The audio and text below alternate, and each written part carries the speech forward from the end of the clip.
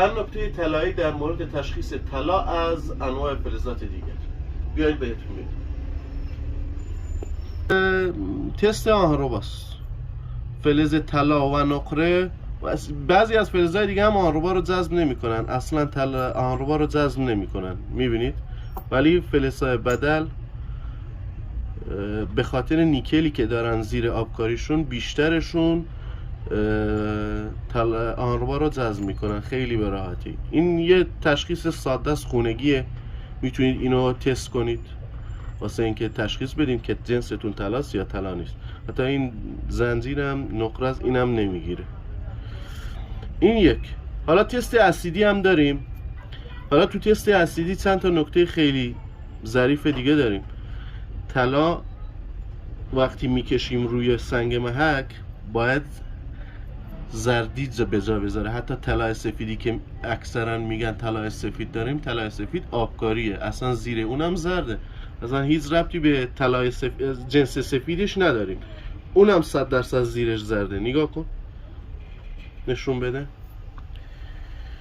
حالا هر زردی هم طلا که نیست. حالا بیایم رو این نقره است، سفیدی جا میذاره. حالا این فلزا بیشترشون زردی به جا میذارن. حالا با اسید بعداً مشخص میشه. حالا اینم اسید زیرش نیکل احتمال زیاد به خاطر اینکه سفیدی جا گذاشت.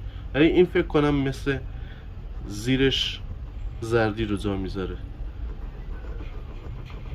بله نگاه کن.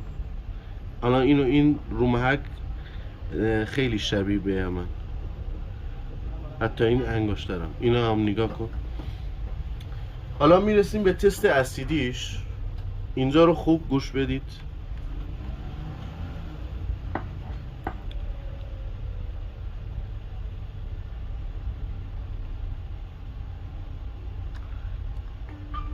میبینید این رفت، این رفت، اینم حتی رفت. نقره اگه باشه اینطوری خورده شیرا به جا میذاره. این خیلی مهمه. طلا میمونه زیر اسید. حالا یه چیزی